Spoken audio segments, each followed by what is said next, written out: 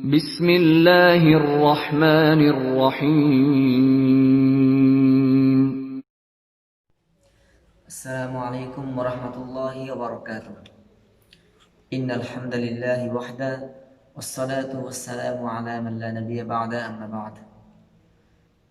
عن أنس بن مالك رضي الله تعالى عنه قال قال رسول الله صلى الله عليه وسلم من صلى علي صلاة واحدة صلى الله عليه 10 صلوات وحطت عنه 10 خطيئات ورفعت له 10 درجات. প্রশংসা মাত্রই আল্লাহ সুবহানাহু ওয়া তাআলার জন্য, শান্তি অবতীর্ণ হোক বিশ্বমানবতার মুক্তির দিশারি আমাদের আদর্শ শিক্ষক নবী মুহাম্মদ রাসূলুল্লাহ সাল্লাল্লাহু আলাইহি ওয়াসাল্লামের উপর। সম্মানিত দিনী ভাই, আমরা ধারাবাহিকভাবে দরুদ সম্পর্কে আলোচনা করতেছি। আমরা গত ভিডিওতে আলোচনা করেছিলাম দরুদের গুরুত্ব, দরুদের যে একটি গুরুত্ব রয়েছে এ বিষয়ে কথা বলেছিলাম। আজকেও তার ধারাবাহিকতায় দরুদের গুরুত্ব এবং ফজিলত সম্পর্কে আমরা কথা বলবো ইনশাআল্লাহ। রাসূলুল্লাহ সাল্লাল্লাহু আলাইহি ওয়াসাল্লাম এর মুখে একটি বাণী পেশ করেছি।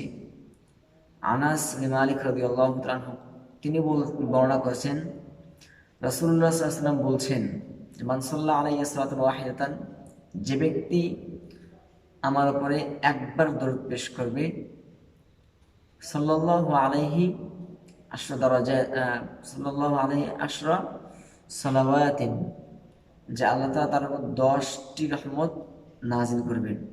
সুবহানাল্লাহ।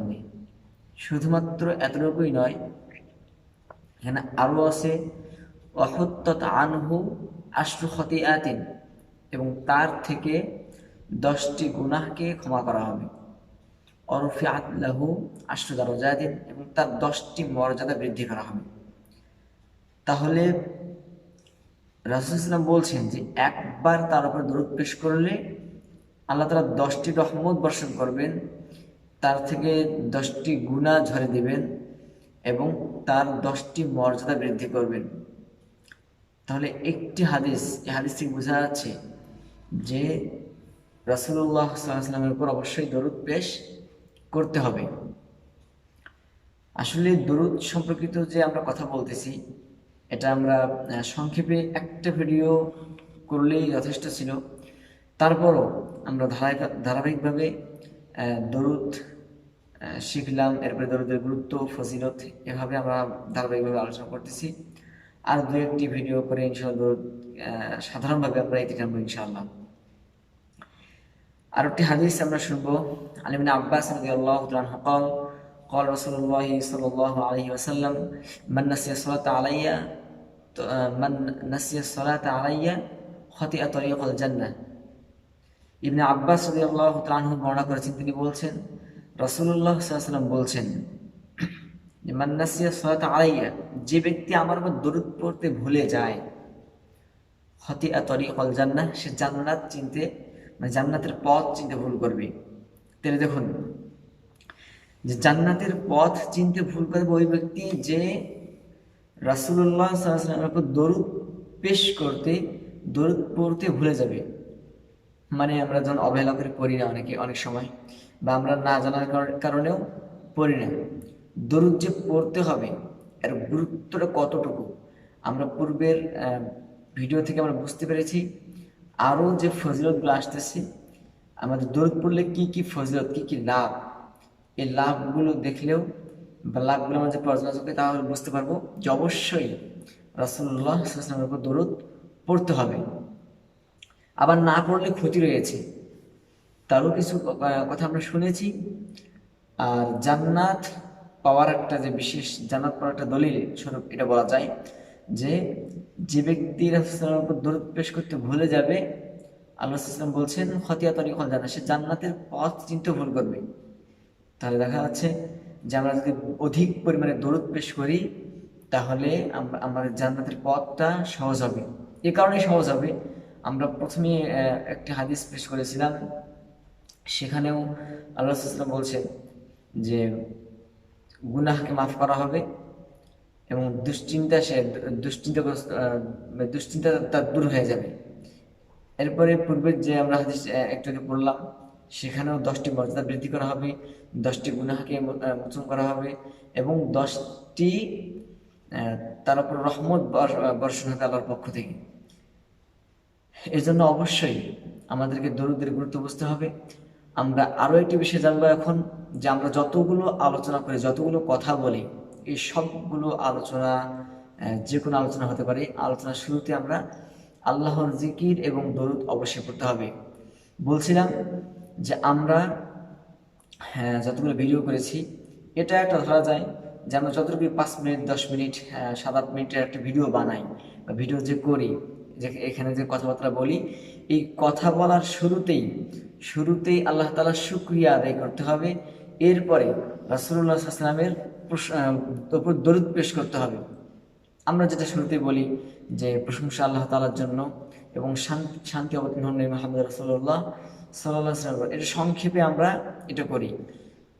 তো আমরা যদি সাধারণ মজলিসেও করি, কোনো একটা বৈঠক করি, একটা কয়েকজন মিলে বসেছি একটা আলোচনা করব, সেটাও যদি করি, তাহলেও শুরুতে কথা বলার শুরুতেই আল্লাহর প্রশংসা এবং নবী মুহাম্মদ রাসূলুল্লাহ সাল্লাল্লাহু আলাইহি ওয়াসাল্লামের উপর দরুদ পেশ করে এরপরে আমাদের কি বিষয়ে কথা বলবো সেই কথা বলতে হবে। এটাই আবু হুরায়রা রাদিয়াল্লাহু তাআলা তিনি বলছেন, তিনি বর্ণনা করছেন রাসূলুল্লাহ সাল্লাল্লাহু আলাইহি ওয়াসাল্লাম বলছেন যে কোনো মাজলিসে কিছু লোক একত্রিত হওয়ার পর যদি তারা জিকির মানে আল্লাহ তাআলার প্রশংসা না করে এবং নবী মুহাম্মদ সাল্লাল্লাহু আলাইহি ওয়াসাল্লামের উপর বা আমার উপর দরুদ পেশ না করে, তাহলে তারা কিয়ামতের দিনে অনুতপ্ত হবে, যদিও তারা তাদের নেক আমল ভালো ভালো আমলের কারণে জান্নাতে যাবে। দেখুন, যে জান্নাতে যাবে ভালো আমলের কারণে, কিন্তু দরুদ পেশ না করার কারণে তারা কিয়ামতের দিনে অনুতপ্ত হবে। তাহলে যে কোনো আরেকটি বিষয় হলো যে অনর্থক, যে আমরা যদি কোনো একটা আলোচনা করি আর যদি আল্লাহর প্রশংসা এবং মুহাম্মদ সাল্লাল্লাহু আলাইহি ওয়াসাল্লামের উপর দরুদ না পেশ করি, তাহলে ওই আলোচনাটা অনর্থক বলে গণ্য হবে। এই জন্য যে কোনো আলোচনা, যে কোনো বৈঠক, মজলিস, মাহফিল যেটাই হোক না কেন, শুরুতেই আল্লাহ তাআলা এই শিক্ষাটি কোরআনের প্রথম আমরা একটা সূরা ফাতিহা সম্পর্কে আলোচনা করেছিলাম। ওই সূরার মধ্যে এই শিক্ষাটি দিয়েছেন যে আল্লাহ তাআলা নিজেই প্রথমে তার প্রশংসা মানে একটা দোয়ার মাধ্যমে, যে আল্লাহ তাআলার কাছে যখন দোয়া করব তখনও এটা আদব শিক্ষা দিয়েছেন যে শুরুতেই আল্লাহ তাআলা প্রশংসা করে এরপরে চাওয়া। তাহলে এখান থেকে আমরা এই শিক্ষাটা পাই যে কোনো কিছু চাইতে হলে আগে প্রশংসা করতে হবে, আল্লাহ তাআলার প্রশংসা করতে হবে। যে কোনো আলোচনার ক্ষেত্রে আগে প্রশংসা, এরপরে দরুদ পেশ করতে হবে, এরপরে আলোচনা করতে হবে। আমরা এই হাদিসটা থেকে বুঝতে পারলাম আল্লাহ তাআলা আমাদেরকে এই ছোট ছোট বিষয়গুলো আমাদেরকে বুঝার, উপলব্ধি করার এবং তৌফিক আল্লাহুম্মা আমিন। আরেকটি বিষয় হলো, যেহেতু আমরা দরুদ সম্পর্কিত পাঠ করে কয়েকটি ভিডিও করতেছি, তো সর্বশেষ যে ভিডিওটি হবে আমরা দরুদ সম্পর্কিত পুরো আলোচনা কি করলাম, এটা সর্বশেষ যে ভিডিওটি হবে ইনশাআল্লাহ, সর্বশেষ আলোচনায় আমরা এই বিষয়টিকে পুরোটাকে একত্রে নিয়ে আসব, যাতে করে আমাদের বোঝার জন্য সহজ হয় এবং আমরা যেন বিষয়টিকে আরো ভালোভাবে বুঝতে পারি। আল্লাহ তাআলা আমাদের সকলকে সঠিক বুঝ দান করে ইসলামের বিষয়গুলো ভালোভাবে জানার এবং আমল করতে। আল্লাহুম্মা আমিন। সুবহানাকাল্লাহুম্মা ওয়া বিহামদিকা আশহাদু আল্লা ইলাহা ইল্লা আনতা আস্তাগফিরুকা ওয়া আতুবু ইলাইক। আসসালামু আলাইকুম ওয়া রাহমাতুল্লাহি ওয়া বারাকাতুহু।